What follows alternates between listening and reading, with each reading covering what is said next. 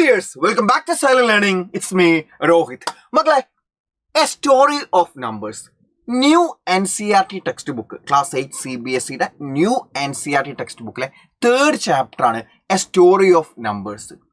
ഈ ഒരു ചാപ്റ്ററിൽ അബാക്കസിൻ്റെ ഒരു ആക്ടിവിറ്റി, ഒരു ക്വസ്റ്റ്യൻ നിങ്ങൾ കണ്ടിട്ടുണ്ടാവും, അല്ലെങ്കിൽ ആ ഒരു ടോപ്പിക്ക് നിങ്ങൾ കണ്ടിട്ടുണ്ടാവും. നിങ്ങൾ പലർക്കും അബാക്കസിൻ്റെ ആ ഒരു ക്വസ്റ്റ്യൻ എങ്ങനെയാണ് വരുന്നത്, അല്ലെങ്കിൽ അബാക്കസ് എങ്ങനെയാണ് വരുന്നത് നിങ്ങൾക്ക് ഒരു ഐഡിയ കിട്ടിയിട്ടുണ്ടാവില്ല. ഫോർ എക്സാമ്പിൾ, നേരെ നിങ്ങളുടെ ടെക്സ്റ്റ് ബുക്കിൽ ഒരു പേജാണിത്. ഈ പേജിൽ 3426 എങ്ങനെയാണ് അവർ അബാക്കസിൽ മാർക്ക് ചെയ്യുന്നതെന്ന് മനസ്സിലാവാത്ത കുട്ടികളാണ് നിങ്ങളെങ്കിൽ നിങ്ങൾ ഒരു 2 മിനിറ്റുള്ള ഈ ഒരു വീഡിയോ ആണെന്ന് നിങ്ങൾക്ക് ഈസി ആയിട്ട് മനസ്സിലാവും. ഞാൻ സിമ്പിളായിട്ട് പറഞ്ഞുതരാം.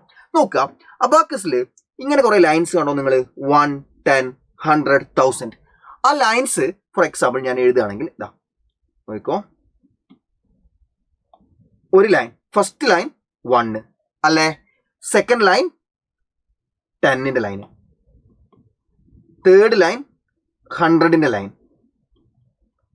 ഫോർത്ത് ലൈൻ 1000ന്റെ ലൈൻ. അങ്ങനെ സീറോസ് വെച്ച് കൂടി പോകും. 1, 10 ഒരു 0, 100 2 0, 1000 3 0, അങ്ങനെ കൂടി പോകും.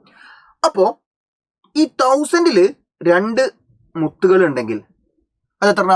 2 അല്ലേ? 2 എന്തുമേലുള്ളത്? 1000 മേല്. അപ്പോൾ 2000 2 മുത്തുകൾ അല്ലെ, 2 മുത്തുകൾ എവിടെയുള്ളത്? 1000ൽ അല്ലെ, 1000. അപ്പോൾ 2000 ആയി. ഇനി ഒന്ന് 100ൽ ഉണ്ടെങ്കിലോ 2100. ഇനിയിപ്പോൾ 100ൽ 3 ഉണ്ടെങ്കിലോ 300 ആവും. പക്ഷെ ചോദ്യം അതല്ല. ഓക്കെ, അപ്പോൾ 10ൽ ഉണ്ടെങ്കിൽ 10ൽ ഇപ്പോൾ ഒറ്റ വെച്ചാൽ ഒരു 10, 2 ഉണ്ടെങ്കിലോ 20 ആയി, 3 ഉണ്ടെങ്കിൽ 30 ആവും, 4 ഉണ്ടെങ്കിൽ 40 ആവും. ഓക്കെ, ഇനിയിപ്പം ഫസ്റ്റ് ഈ 1ന്റെ ലൈനിലാണെങ്കിലോ, 1ന്റെ ലൈനിലാണെങ്കിൽ ഒറ്റ ഉണ്ടെങ്കിൽ 1, 2 ഉണ്ടെങ്കിൽ 2, 3 ഉണ്ടെങ്കിൽ 3, 4 ഉണ്ടെങ്കിൽ 4 അല്ലെ. അപ്പോൾ ടോട്ടൽ ഇപ്പോൾ എത്ര നമ്പർ ആയി നോക്ക്?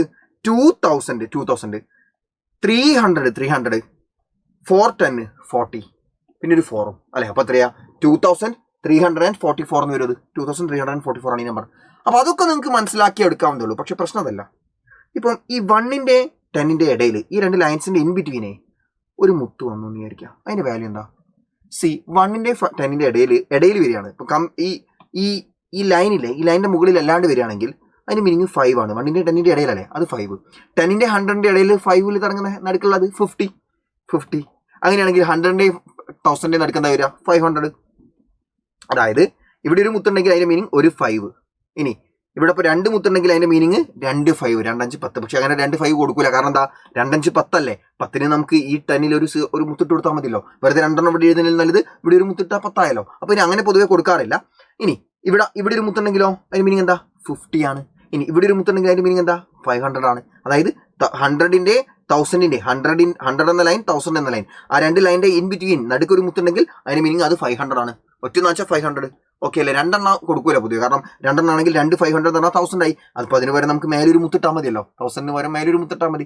അപ്പോൾ നടുക്കെന്ന് പറയുമ്പോൾ ഒന്ന് 1ന്റെ 10ന്റെ നടുക്കാണെങ്കിൽ 5, 10ന്റെ 100ന്റെ നടുക്കാണെങ്കിൽ 50, 100ന്റെ 1000ന്റെ നടുക്കാണെങ്കിൽ 500 എന്നാണ് വരിക. നമുക്ക് ഈ നമ്മുടെ ടെക്സ്റ്റ് ബുക്കിലെ ആക്ടിവിറ്റിയിലേക്കാണെന്ന് നിങ്ങൾക്ക് സിമ്പിളായിട്ട് മനസ്സിലാവും. നോക്കോ, ഞാൻ കാണിച്ചു തരാം. ഇവിടെ നിങ്ങൾ നോക്ക്, എത്ര മുത്തുണ്ട്? 3 എണ്ണം. 1000ൽ 3 മുത്തുണ്ടെങ്കിൽ 3000 ആയി. 3000 പ്ലസ് 100ൽ എത്ര മുത്തുണ്ട്? 4 എണ്ണം. അപ്പോൾ 400 അല്ലേ. ഇനി 10ൽ എത്ര എണ്ണം ഉണ്ട്? 2 എണ്ണം. അപ്പോൾ 20 അല്ലേ. ഇനി നോക്ക്, 1ൽ 1 ഉള്ളൂ. അപ്പോൾ 1 ആയേ. പിന്നെ 1ന്റെ 10ന്റെ നടുക്ക് ഒരു മുത്തുണ്ട് അല്ലെ, നടുക്ക് ഒരു മുത്തുണ്ട്. അപ്പോൾ 5 ആയി അല്ലെ. 1ന്റെ 10ന്റെ നടുക്ക് 5 ആണ് വരുന്നത്. അപ്പോൾ ഒരൊറ്റ മുത്തുള്ളത് 5. 5ഉം ഈ 1ഉം 6 അല്ലേ. ഏഡ് ചെയ്ത് എത്ര കിട്ടും?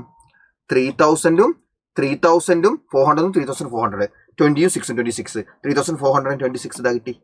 ക്ലിയർ അല്ലേ? ഇനി ഇതിൽ അഡീഷൻ എങ്ങനെയാണ് വരുന്നത്? ഇതിൽ അഡീഷൻ നോക്കാം. നമ്മൾ 2 നമ്പേഴ്സ് ആഡ് ചെയ്യാണ്. ഈ 2 നമ്പേഴ്സ് നമ്മൾ ആഡ് ചെയ്യാണ്. ഈ 2 നമ്പേഴ്സ് ഏതൊക്കെയാ? 2907ഉം 43ഉം അല്ലെ. അതിൽ 2907 ആണ് ഇവർ ഇവിടെ മാർക്ക് ചെയ്തത്, ഈ സ്ഥലത്ത് മാർക്ക് ചെയ്തത്. നിങ്ങൾ നോക്ക്, 2 മുത്ത് എവിടാ? 1000ൽ 2 മുത്ത് എന്ന് പറഞ്ഞാൽ എത്രയായി? 2000 അല്ലേ. പ്ലസ് ഇനി ഇവിടെ നടുക്കൊരു മുത്തുണ്ട്. അതെന്തിന്റെ നടുക്കാ? മുത്തുള്ളത്? 100ന്റെ 1000ന്റെ നടുക്ക്. 100ന്റെ 1000ന്റെ നടുക്ക് ഏതാ വരിക? 100ന്റെ 1000ന്റെ നടുക്ക് ഏതാ വരിക? 500. അപ്പോൾ 2000 പ്ലസ് 500 ആയേ. ഇനി 100ന്റെ ലൈൻമേൽ എത്ര ഉണ്ട്? 100ന്റെ ലൈൻമേൽ 4 എണ്ണം അല്ലേ. അപ്പോൾ 400 ആയേ. ഇനി നോക്ക്, ഇനി ഇതാണ്, ഇതൊരു നമ്പറാണ്, ഇതൊരു നമ്പറാണ്, ഇത് വേറെ നമ്പറാണ്, ഇത് വേറെ നമ്പറാണ്. അത് നോക്കണ്ട. ഇതൊരു നമ്പർ, ഇത് അടുത്ത നമ്പർ ആട്ടോ. അത് രണ്ടും കൂടി ആഡ് ചെയ്യാൻ പോവാം. ഓക്കെ, അപ്പോൾ അത് നമുക്ക് ഈ നമ്പർ എത്രയാ നോക്കാം. ഇത് എത്രയാ? ഇപ്പോൾ 400 ആയി. ഇനിയോ ഇവിടെ വണ്ണിൽ വൺ എന്ന ലൈൻ മേൽ രണ്ടെണ്ണം ഉണ്ട്, 2 മുത്തുണ്ട് അല്ലെ. 1 എന്ന ലൈനിലെ ആ ലൈൻ മേൽ 2 മുത്തുണ്ട്, അപ്പൊ 2. പിന്നെ 1ന്റെ 10ന്റെ നടുക്ക് ഒരു 1 ഉണ്ട്, അപ്പൊ 5 അല്ലെ. 1ന്റെ 10ന്റെ നടുക്ക് 5 ആണ്, അപ്പൊ 5 ഉണ്ട്. പിന്നെ ഈ 2 5 2 7 ആയി അല്ലെ. അപ്പൊ 2500 400 അല്ലെ. 2500 400 7 2500 400 900 2907 ആയി അല്ലെ. അപ്പൊ 2907 പ്ലസ് 43 അല്ലെ. ഇപ്പുറത്തുള്ള നമ്പർ 43 അല്ലേ നോക്ക്. 4 10 40 4 3 അല്ലെ. ഒരു 4 4 × 1 3 × 1 അതായത് 4 10 4 10s 40 ആയി. 4 10s 40. പിന്നെ 3 മുത്ത് 1 അപ്പൊ 3 അപ്പൊ 40 + 3 43. അപ്പൊ അത് രണ്ടും കൂടെ ആഡ് ചെയ്യാണ്. ഇത് രണ്ടും കൂടെ ആഡ് ചെയ്യുമ്പോൾ നിങ്ങൾ ആലോചിച്ച് നോക്കുക. 2500 400 എത്രയാ? അത് അങ്ങനെ തന്നെ, ഇത്രയും പോർഷൻ അങ്ങനെ തന്നെ വന്നു അല്ലേ. കാരണം നമുക്ക് ആഡ് ചെയ്യാനുള്ളത് എത്രയാ? 2900 7 43 ആണ് അല്ലെ. അതിൽ ഇത്രയും പോർഷൻ അങ്ങനെ തന്നെ നമ്മൾ കൊടുത്തു. ഓക്കെ അല്ലേ. ഇനി ബാക്കിയുള്ളത് എത്രയാ? ഇതിപ്പോ 40 ഉണ്ട്, ഇത് 40. ഇതെത്രയാ? 3 അല്ലെ. ഇതെത്രയാ? ഇതൊരു 5 5ഉം 2ഉം 7ഉം ഈ 3 എത്രയായി? 10 ആയി. ആ 10ഉം ഈ 40ഉം 50 ആയില്ലേ.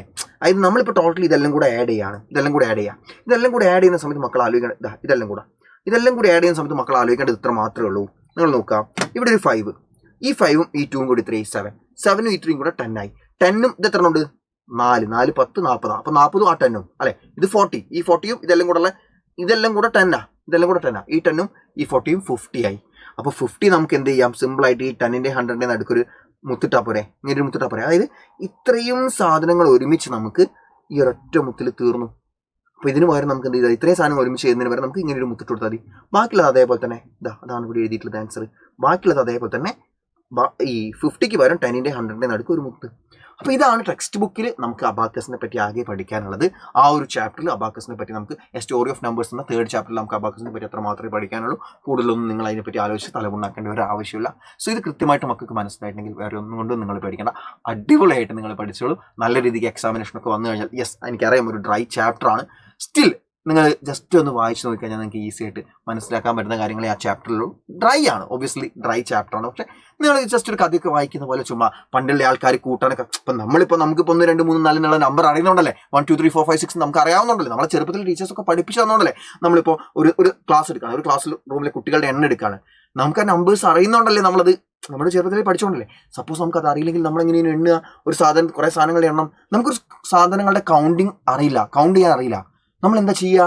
ഇപ്പോൾ ഫോർ എക്സാമ്പിൾ നമ്മുടെ കയ്യിൽ ഒരാൾ കുറേ പൈസ വന്നു, ആ പൈസ നമ്മൾ ഓരോ നോട്ടായിട്ട് എണ്ണിയൊക്കെ നമുക്ക് അറിയില്ല. എണ്ണിയൊക്കെ നമ്മുടെ ഒരു നമ്പർ ഇല്ലെങ്കിൽ നമ്മൾ എന്താ ചെയ്യുക? ഞാൻ ആലോചിച്ചു ആ ഒരു സിറ്റുവേഷനെ പറ്റി. അപ്പോൾ പണ്ടുള്ള ആളുകൾ എങ്ങനെയാണ് ഓരോ സാധനങ്ങളെ കൗണ്ട് ചെയ്യാൻ പുതിയ നമ്പേഴ്സൊക്കെ കണ്ടുപിടിച്ചതൊക്കെ എക്സ്പ്ലെയിൻ ചെയ്യുന്ന ഒരു ചാപ്റ്ററാണ്. ചുമ്മാ ഒരു കഥ വായിക്കുന്ന പോലെ ഒന്ന് വായിച്ച് നോക്കാം കേട്ടോ. ദാറ്റ്സ് ഓൾ മക്കളെ, ബൈ.